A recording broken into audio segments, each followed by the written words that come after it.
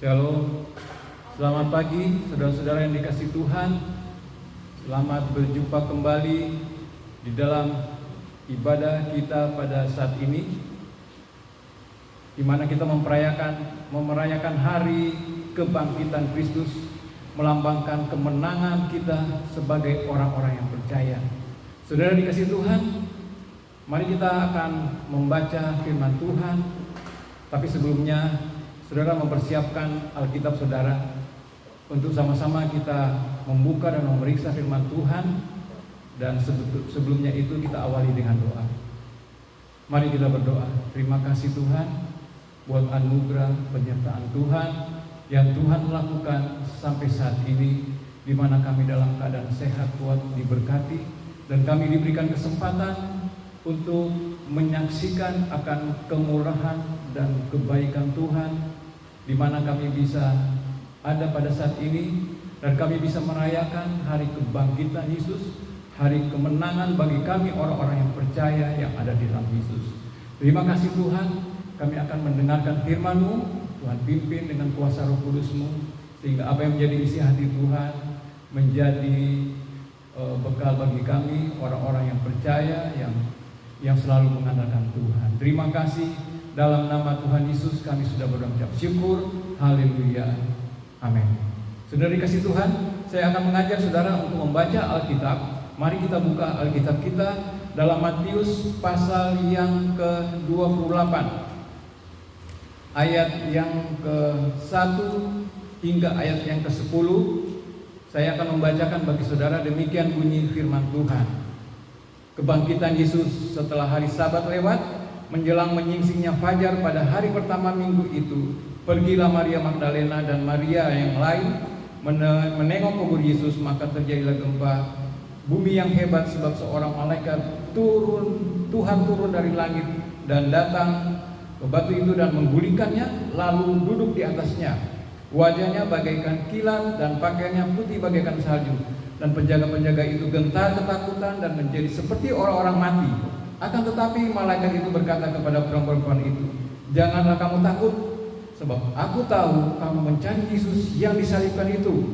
Ia tidak ada di sini, sebab ia telah bangkit, sebab sama seperti yang telah dikatakannya. Mari lihat, telah tempat itu berbaring. Ia berbaring, dan segeralah pergi dan katakanlah kepada murid-muridnya bahwa ia telah bangkit dari antara orang mati. Ia mendahului kamu ke Galilea. Di sana kamu akan melihat dia. Sesungguhnya aku telah mengatakannya kepadamu." Mereka segera pergi dari kubur itu dengan takut dan dengan sukacita yang besar, dan berlari cepat-cepat untuk memberitahukannya kepada murid-murid Yesus. Tiba-tiba Yesus berjumpa dengan mereka dan berkata, "Salam bagimu." Mereka mendekatinya dan memeluk kakinya serta menyembahnya. Maka kata Yesus kepada mereka, "Jangan takut. Pergi dan katakanlah kepada saudara-saudaraku supaya mereka pergi ke Galilea, dan di sanalah mereka akan melihat aku." Saudara dikasihi Tuhan, kita akan membahas firman Tuhan saat ini, dampak dari kebangkitan Yesus Kristus bagi kita orang-orang yang percaya.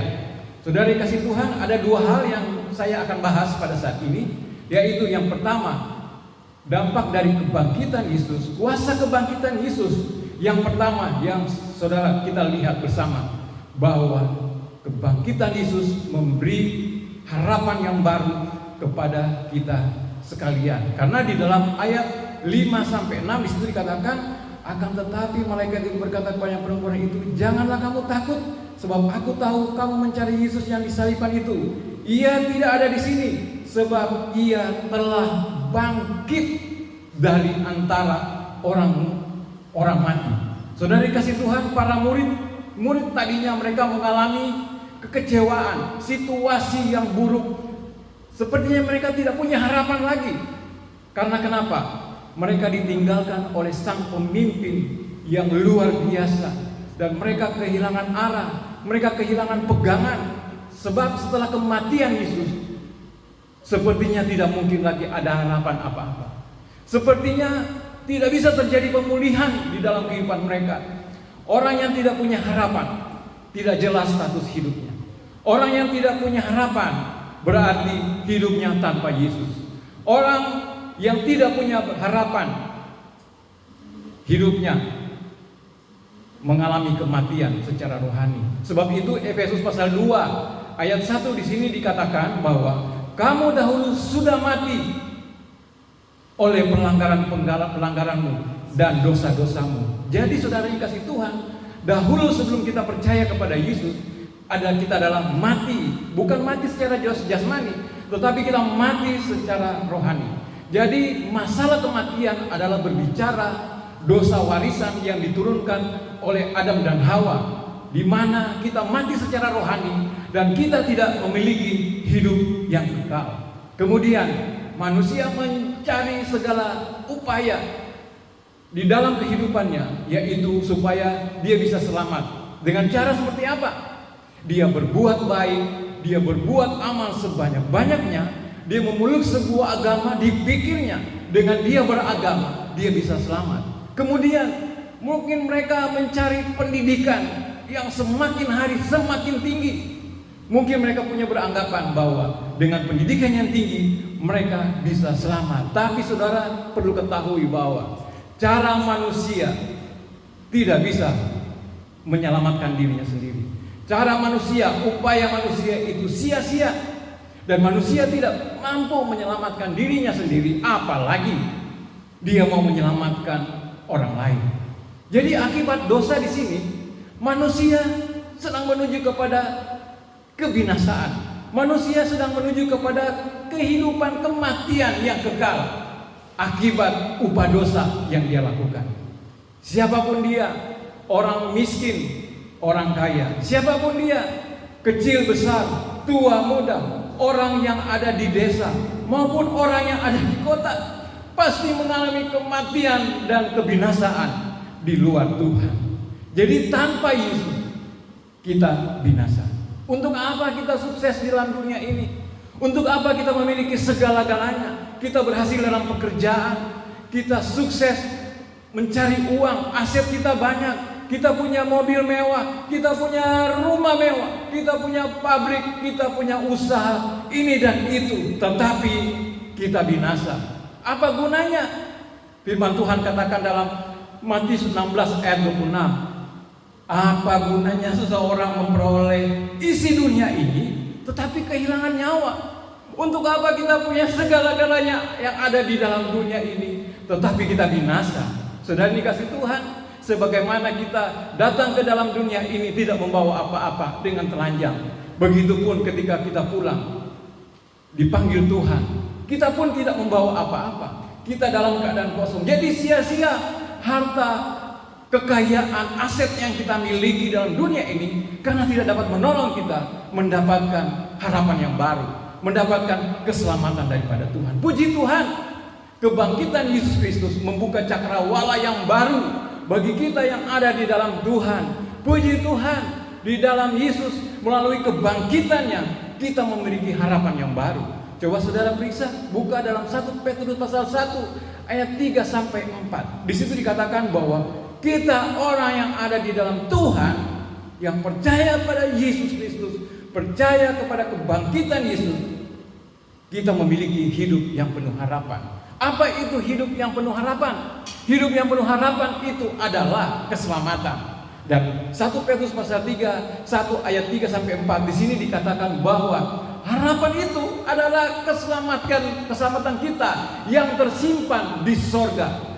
Dan keselamatan itu tidak dapat binasa, tidak dapat cemar, dan kemudian keselamatan itu tidak dapat lahir.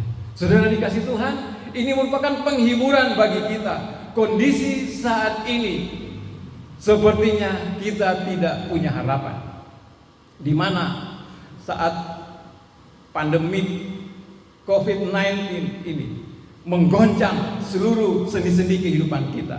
Sepertinya kita tidak punya harapan apa-apa. Sepertinya kita mengalami jalan buntu di depan sana. Makin dekat ada jurang yang dalam yang siap menjerat kehidupan kita. Tapi puji Tuhan, di saat kebangkitan saat ini, ketika kita merayakan kebangkitan itu, ada harapan yang baru lewat kebangkitan Yesus Yesus mau menawarkan kepada kita bahwa ada harapan ketika kita ada di dalam situasi kondisi yang tidak baik. Mungkin kita saudara-saudara diancam kondisi kehidupan kita, pekerjaan kita, semua yang kita lakukan. Mungkin kita mengalami ancaman-ancaman yang menakutkan kehidupan kita. Tapi Yesus mau menawarkan jaminan kepada kita. Jaminan apa? Jaminan perlindungan, jaminan penyertaan Tuhan, jaminan kesehatan, jaminan pekerjaan, studi, masa depan anak-anak kita, masa depan rumah tangga kita. Terutama Yesus mau menawarkan kepada kita jaminan hidup yang kekal, jaminan keselamatan yang hanya ada pada Yesus. Kalau dunia saat ini kita tidak bisa harapkan, kalau dunia saat ini tidak bisa memberikan harapan apa-apa dalam kehidupan kita, maka saat ini Yesus mau katakan kepada kita bahwa Yesus sanggup menolong kehidupan kita. Yesus sanggup memberikan harapan yang baru, karena Yesus mau mengatakan pada kita saat ini, hanya di dalam Yesus ada ketenangan. Hanya di dalam Yesus ada jaminan keselamatan, baik untuk hidup sekarang ini maupun untuk hidup yang akan datang. Saudara jangan mengandalkan dunia ini. Saudara jangan mengandalkan kekuatan saudara. Saudara jangan mengandalkan kekayaan, harta milik yang saudara miliki saat ini. Tetapi sebaliknya, saudara harus mengandalkan Tuhan, karena di balik kebangkitan Yesus ada kuasa. Apa kuasa itu? Yaitu kuasa memberikan harapan yang baru. Dan harapan yang baru itu menjelaskan kepada kita bahwa keselamatan itu ada tersimpan di sorga, dan itu disiapkan buat saudara dan saya. Untuk itu, mari kita andalkan Tuhan, dan Tuhan akan menyertai kita dan memberikan harapan itu. Bukan cuma di sorga Dia berjanji memberikan harapan, tetapi di dalam dunia ini, di tengah-tengah situasi yang buruk, situasi yang tidak mengenakan, disitulah Tuhan akan menyatakan kuasanya, bahwa Tuhan sanggup menolong kehidupan kita. Ada dua. Satu, yang pertama, kuasa kebangkitan Yesus adalah memberikan harapan yang baru. Tapi yang kedua, saudara lihat dalam ayat Alkitab yang kita akan baca ini. Yang kedua, bahwa kuasa kebangkitan Yesus memberi sukacita yang baru kepada kita. Ayat 28 di sini dikatakan, ayat yang ke-8 maksudnya, pasal 28 ayat 8. Mereka segera pergi dari kubur itu dengan takut dan dengan sukacita yang besar, dan berlari cepat-cepat untuk memberitahukannya kepada murid-murid Yesus. Tiba-tiba, perhatikan, Yesus berjumpa dengan mereka dan berkata, "Salam bagimu." Saudara, kata salam ini digaris bawahi. Saudara, di tengah-tengah ketakutan mereka, walaupun Yesus sudah bangkit, tapi mereka masih dihantui dengan rasa ketakutan. Ketakutan ini ibaratnya seperti mereka seperti anak ayam yang kehilangan induknya. Mereka bergantung sepenuhnya kepada induk, tetapi tiba-tiba induknya meninggalkan mereka. Induknya tidak ada lagi di tengah-tengah mereka. Makanya mereka kehilangan harapan. Makanya mereka kehilangan sukacita. Situasi yang murid-murid alami adalah duka cita, lemah, putus asa, nostalgia, atau pengalaman bersama-sama dengan Tuhan hilang sekejap. Bahkan memori bersama-sama dengan Tuhan hilang dalam benak pikiran mereka secara tiba-tiba, kemudian menjadi blank. Tetapi justru di tengah-tengah keputusasaan, di tengah-tengah kehilangan yang namanya sukacita, ayat 9 saudara perhatikan, tiba-tiba Yesus mendatangi mereka, berjumpa dengan mereka. Kemudian Yesus berkata, "Salam bagimu." Saudara, di tengah-tengah kekalutan, di tengah-tengah kesendirian, di tengah-tengah situasi yang tidak mencekam itu, lalu ada suara yang mengatakan, "Salam." Kalau orang yang kaget, yang tidak di dalam Tuhan, dia pasti kaget tambah ketakutan. Tetapi justru salam dari Tuhan ketika di tengah-tengah suasana yang hening, suasana yang sepi, ketakutan, di tengah-tengah keputusasaan, ketika ada kata salam bagimu, di situ mereka kaget tapi bukan ketakutan. Di situ mereka kaget tapi mendatangkan sukacita. Ini sangat beda sekali. Ketika kita mendengar berita di luar sana dan kita kaget kemudian kita ketakutan. Tetapi di sini firman Tuhan, Yesus berkata salam bagimu bukan untuk mendatangkan ketakutan. Tapi Yesus berkata salam bagimu untuk mendatangkan sukacita. Karena kata salam di dalam bahasa Yunani adalah kairete. Kalau dipadankan dengan bahasa Ibrani, itu terjemahannya menjadi kiranya damai menyertai. Ini menunjukkan bahwa Tuhan Yesus sangat perhatian kepada murid-muridnya. Yesus sangat perhatian kepada saudara dan saya, itu sangat luar biasa. Tuhan tidak mau kita tenggelam dalam duka cita. Tuhan tidak mau kita berada dalam situasi ketidakpastian, keputusasaan. Tetapi Tuhan ingin supaya kita keluar dari masalah dan kita memiliki yang namanya sukacita. Jadi Yesus ingin supaya kita memiliki keberanian, kedamaian. Yesus mau supaya kita mengalami yang namanya kegembiraan di dalam hidup ini. Walaupun situasi tidak menentu, tapi kita ada di dalam Yesus yang menyertai kita, menuntun kita, dan memberikan kita kepada suatu titik jalan keluar, solusi di mana kita akan lepas dari masalah ini. Saudara dikasih Tuhan, kalau saya periksa dalam firman Tuhan, khususnya ayat 8, ada dua perasaan yang terjadi di dalam kehidupan murid-murid. Saudara lihat dalam ayat yang ke-8, di situ dikatakan murid-murid mereka mengalami namanya takut, tetapi sekaligus mereka mengalami yang namanya sukacita atau kegembiraan. Kenapa mereka takut? Karena mereka masih trauma masa lalu, di mana mereka mengalami ketakutan ketika Yesus diperhadapkan dengan orang-orang Yahudi, imam-imam besar, imam kepala, ketika mau menangkap Yesus. Dari penangkapan sampai kematian penguburan Yesus, mereka dalam situasi ketakutan. Tetapi di dalam ayat 8, masa lalu mereka takut, tetapi ketika mereka mendengar informasi daripada malaikat bahwa Yesus tidak ada di sini, tidak titik, tapi ada keterangan kalimat selanjutnya. Karena kalau malaikat menyampaikan informasi, katakan Yesus tidak ada di sini, titik, berarti mayat Yesus dicuri oleh murid-murid atau oleh orang lain. Tetapi ada keterangan ketika dikatakan Yesus tidak ada di sini, karena Yesus sudah bangkit. Itu yang mau memicu adrenalin, sukacita daripada murid-murid, sehingga walaupun di dalam ayat 8 menjelaskan mereka takut sekaligus gembira karena informasi dari malaikat yang mengatakan Yesus sudah bangkit. Untuk itu Yesus mempertegas kembali dan dia datang, dia menemui murid-murid, menyapa mereka dengan kata ayat 9, salam bagimu, yang artinya bergembiralah kalian semua.